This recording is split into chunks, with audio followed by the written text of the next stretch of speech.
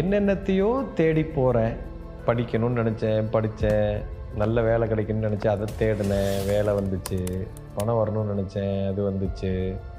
கல்யாணம் பண்ணணுன்னு தேடிப்போம், நல்ல பொண்ணை தேடினேன். இப்படி வாழ்க்கை பூரா தேடிக்கிட்டே போகிறேன். எதை தேடுறோம்னே தெரியல குருஜி. திடீர்னு இப்படி நின்று பார்த்தா எதுக்குடா வாழ்கிறோம்னு தான் இருக்குது. எதை தான் நம்ம தேடிட்டுருக்குறோம்? எப்போ தான் எனக்கு இதிலிருந்து எனக்கு ஒரு விடுதலை எப்போ கிடைக்கும் குருஜி? வாழ்க்கையில் எல்லாரும் எதை தெரியுமா தேடுறீங்க? முதல்ல என்ன தேடுறோம்னே நீங்கள் மறந்து போயிட்டீங்க சார். அதுதான் சார் பிரச்சனை. ரொம்ப அற்புதமான கேள்வி. இப்போ எல்லாரையும் உங்களுக்கு என்னெல்லாம் வேணும், நீங்கள் எதை தேடுறீங்கன்னு நான் கேட்டேன்னு வைங்களேன், நீங்கள் எல்லாம் என்ன தெரியுமா சொல்லுவீங்க? குருஜி எனக்கு பணம் வேணும் குருஜி, நல்ல வருமானம் வேணும் குருஜி, வீடு வாங்கணும் குருஜி, சூப்பர் காராக வாங்கணும், ப்ரீமியம் BMW வாங்கணும், பென்ஸ் வாங்கணும், ஃபெராரி வாங்கணும் குருஜி, நல்ல காராக வாங்கணும் குருஜி, சூப்பராக எனக்கு பீச் ஹவுஸ் எல்லாம் எனக்கு வேணும் குருஜி, கோடிக்கணக்கில் எனக்கு செல்வம் வேணும் குருஜி, நல்ல ஒரு பெண்ணு கல்யாணம் பண்ணணும் குருஜி, நல்ல ஒரு வாழ்க்கை, நினச்சதெல்லாம் நடக்கணும், நாடு நாடாக போகணும். இந்த மாதிரிலாம் ஏகப்பட்ட ஆசை வச்சுருக்கிறீங்க. இப்போ நான் சொல்லிக்கிட்டே போகலாம். நான் என்ன தெரியுமா சொல்கிறேன்? இவ்வளவு விஷயத்தை உங்களுக்கு வேணும்னு நீங்கள் இருக்கிறீங்களே, இது எதுவுமே உங்களுக்கு வேண்டாங்க. உங்களுக்கு வேணுங்கிறது என்ன தெரியுங்களா? உணர்வு தாங்க வேணும். ஒவ்வொரு மனிதனும் உணர்வைத்தான் தேடுகிறான். அப்போது எனக்கு பணம் தானே வேணும் குருஜி. கரெக்டு. பணம் வந்தால் என்ன பண்ணுறீங்க? எனக்கு அந்த வீடு வேணும். சரி, 12வது மாடியில் அந்த பர்டிகுலர் பென்ட் ஹவுஸ் வீடு எனக்கு வேணும். சரி, அந்த வீட்டை வாங்கிட்டேன். அந்த வீடு ஒரு 5 கோடி ரூபா 10 கோடி ரூபா. அந்த வீட்டை வாங்கிட்டீங்க. அந்த வீட்டுக்குள்ளே போய் உட்காந்துட்டு வியூ பார்த்தீங்கன்னா அப்படியே பிரமாதமாக இருக்குது குருஜி. அப்படியே ரசிக்கிறீங்க. அந்த வீட்டுக்குள்ளே போய் உட்கார்ந்த உடனே அந்த வியூவு, அந்த இடம், அதெல்லாம் பார்த்துட்டு ஒரு உணர்வு வருது இல்லையா? அந்த உணர்வு தான்யா உனக்கு வேணும்.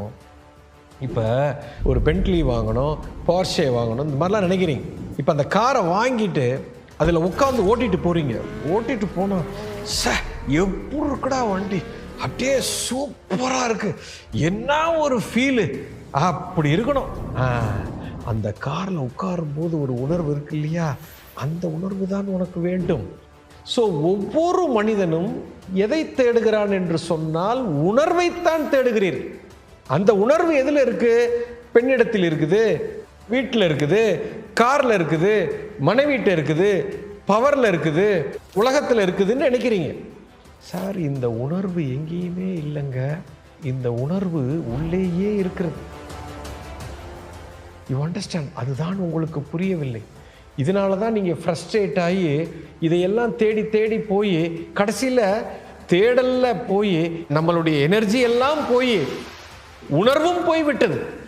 உங்களுக்கு அந்த உணர்வு இருக்கு இல்லையா? அந்த சந்தோஷமான, ஒரு உற்சாகமான, ஒரு ஆனந்தமான, ஒரு பரவசமான ஒரு உணர்வு இருக்கு இல்லையா?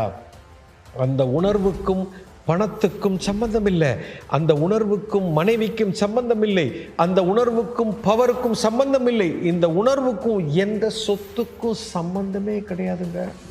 இதுதாங்க பெரிய ரகசியம். அப்படின்னா அந்த உணர்வு எங்கே இருக்குது குருஜி? அதைத்தான் நீங்கள் கற்றுக்கொள்ள வேண்டும்.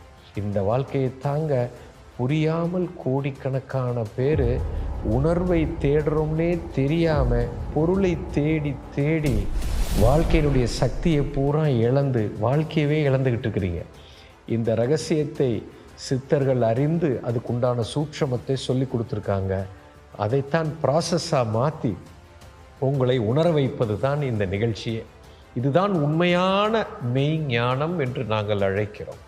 அந்த ஞானம் வந்துவிட்டால் உங்கள் உணர்வு எப்போதுமே உச்சத்தில் தான் இருக்கும். அதுக்கும் எந்த பொருளுக்கும், பதவிக்கும், பெண்ணுக்கும், பொண்ணுக்கும் சம்பந்தமே இல்லை. புரிஞ்சிருக்கும்.